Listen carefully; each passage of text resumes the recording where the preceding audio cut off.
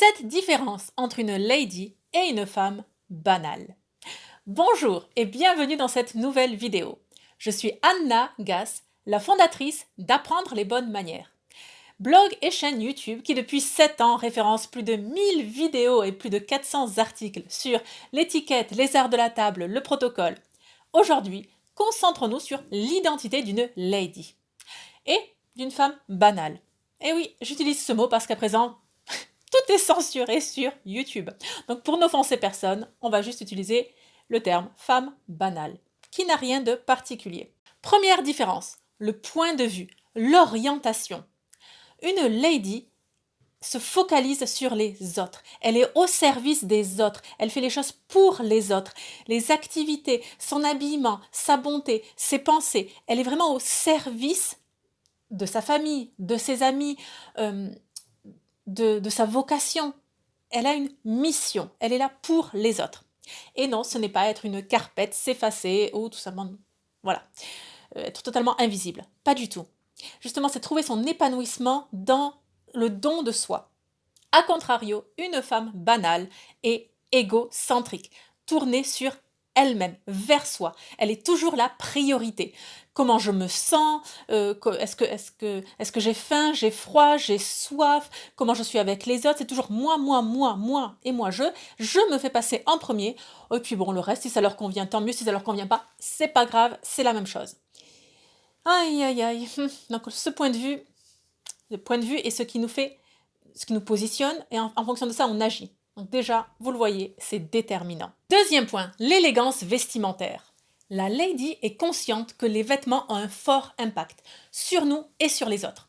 C'est pour ça qu'il convient de s'habiller en fonction de la situation, que ce soit un mariage, un baptême, un anniversaire, le monde professionnel, un entretien d'embauche, ou le week-end, c'est le confort, on va faire les courses, c'est un pique-nique, c'est une randonnée, bref.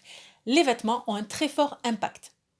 Alors que la femme banale se dit « Oui, non, chacun fait ce qu'il veut, ça compte pas, on ne juge pas les gens. » Là, le verbe juger est très mal utilisé.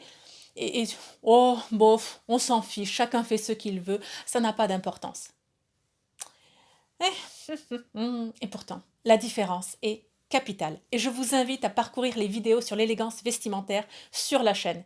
Vous allez apprendre plein de choses et je sais, bien souvent c'est à contre-courant de la société actuelle, mais je vous assure, si vous souhaitez vous améliorer et monter, vous engager sur le chemin de l'élégance, ça en vaut la peine. Troisième différence, exigence et indulgence. La lady est exigeante envers elle-même, mais indulgente envers les autres. À l'inverse de la femme banale, qui veut tout des autres, est déçue ou se vexe ou susceptible si les autres ne sont pas à la hauteur de ses standards, mais elle-même s'accorde plus que des dérogations de oui bon là j'étais fatiguée, oui non mais là j'ai pas les moyens, non mais là j'ai pas le temps, non mais tu comprends. Quatrième différence, l'intelligence. Plus particulièrement la stimulation intellectuelle. Les ladies recherchent cela. Elles aiment apprendre dans différents domaines et elles sont conscientes que l'apprentissage dure toute une vie. On ne sort pas du ventre de notre mère déjà en connaissant l'intelligence sociale, en connaissant les usages, les coutumes, les bonnes manières. Non, cela s'apprend, il n'y a pas de mal à cela. La femme banale est convaincue, elle sait tout, surtout, elle le fait savoir à tout le monde, elle a un avis et une opinion sur tous les sujets de la Terre. C'est dommageable. Alors que la lady aime cette stimulation intellectuelle, dans certains domaines, dans d'autres peut-être pas, et elle sait qu'au fur et à mesure de sa vie, dans les différentes phases de sa vie, ça va changer. Ce sera soit la cuisine, la broderie, la peinture, la musique, l'écriture, pourquoi pas un travail, quelque chose de plus, enfin une compétence bien particulière qu'elle a dans son travail professionnel, pourquoi pas. Mais en tout cas, que cette stimulation intellectuelle est recherchée. Ce n'est pas de la paresse. Cinquième différence majeure entre les ladies et les femmes banales, la parole. L'usage que l'on en fait. Une lady a du vocabulaire et ne parle pas trop. Elle ne se perd pas dans le bavardage, babillage, à l'inverse de la femme banale qui s'exprime grandement en onomatopée, qui utilise essentiellement le registre exclamatif. Et là, remarquez-le bien, moins on a de vocabulaire, moins profonde est notre pensée. Les mots que nous utilisons nous permettent d'observer, d'identifier le monde, d'avancer notre pensée, de l'approfondir. En quelque sorte, plus on a de vocabulaire, plus on est intelligent. Et c'est pas parce qu'on est en mode dictionnaire, je sais tout sur tout, c'est pas question pour un champion, c'est pas la question. On est plus dans la nuance, dans la réflexion, on prend en considération les autres, les différents cas de figure. On n'a pas une pensée manichéenne. Tout est blanc, tout est noir. Et donc les paroles de la lady sont de qualité et en bonne quantité. Et là, bien souvent, on me dit, justement, la femme banale qui a la critique facile sur YouTube dit ah, mais non, mais c'est sois belle et tais-toi, donc vous voulez que toutes les femmes se taisent. Oui, voilà, le registre véméant. Et non, il suffirait, pour être une lady, en tout cas pour s'engager sur ce chemin-là, déjà de prendre conscience de tout ce que l'on dit en une journée et peut-être juste d'enlever 5%. On va se rendre compte que ces 5%, finalement, est-ce réellement nécessaire? Est-ce que c'est pas du registre du commérage, de je donne mon avis sur des questions qui, de toute façon, ça n'intéresse personne, et même mon avis est faux ou alors incomplet. Alors qu'est-ce que j'en sais, moi, de la pêche à la baleine dans les eaux profondes? Etc., etc. Donc, moins mais mieux. 6e différence. L'épanouissement. L'épanouissement personnel n'est pas forcément dans le travail professionnel. La femme banale est convaincue que l'épanouissement ne peut être que dans la carrière professionnelle. Gagner de l'argent, s'épanouir au travail, aimer son travail, avoir voilà, cette girl boss, être ce qu'on dit, je suis une machine, je vais exceller, je vais avoir une carrière génialissime. Et en fait, la carrière professionnelle est mise sur un piédestal et est mise comme facteur premier de la réussite d'une vie. Notez bien que c'est les femmes entre elles qui jugent ainsi, parce que les hommes, non. Ils ne jugent pas une femme, ils ne considèrent pas une femme par rapport à son travail professionnel. Alors que la lady est consciente que son épanouissement personnel n'est pas relatif à son travail professionnel. Oh, il peut l'être. Une femme peut être accomplie et aimer son travail, bien entendu, mais ce n'est pas l'unique facteur. Il est même d'ailleurs très secondaire.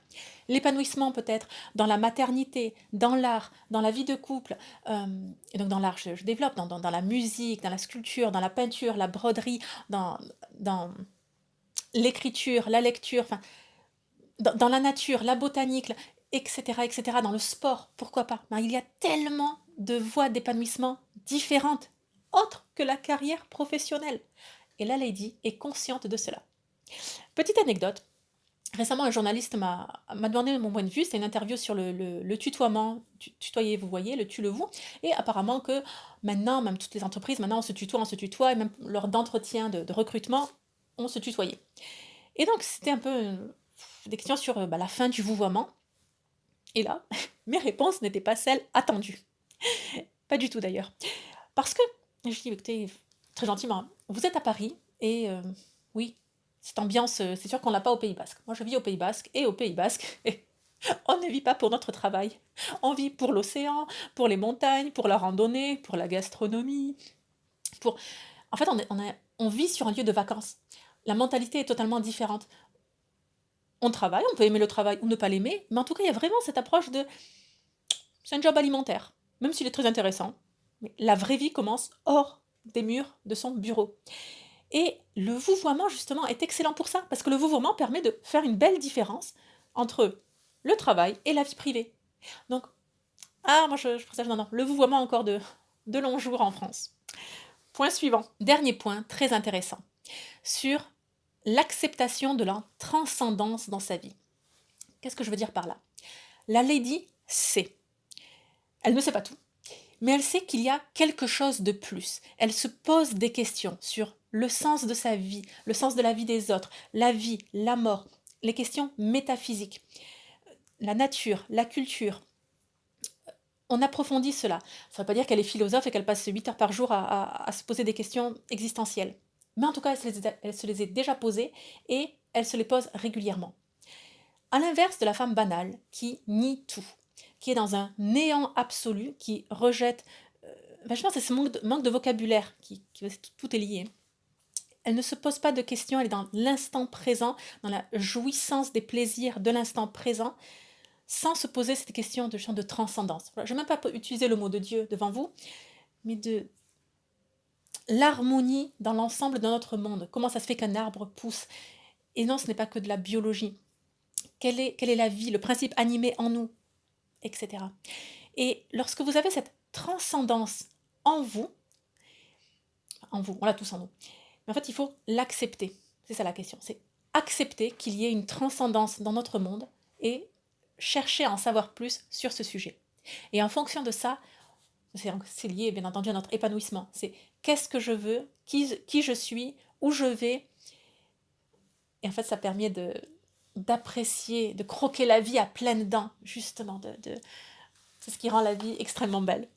Bien, j'espère que cette vidéo vous a plu. Si vous souhaitez approfondir votre chemin d'élégance, je vous invite à découvrir une série de 30 cours. C'est entièrement gratuit, vous suivez le lien juste en dessous de la vidéo et d'ici 5 minutes, vous aurez déjà votre premier cours d'élégance. Je vous le dis tout de suite, c'est à contre-courant de ce que vous allez entendre dans la société actuelle. Hey, le jean n'est pas chic, la couleur noire vous en l'est dit. Oh, et j'en passe. Vous allez le découvrir au cours du prochain mois. Je vous dis à très bientôt et surtout, n'oubliez pas, la bienséance fait la différence.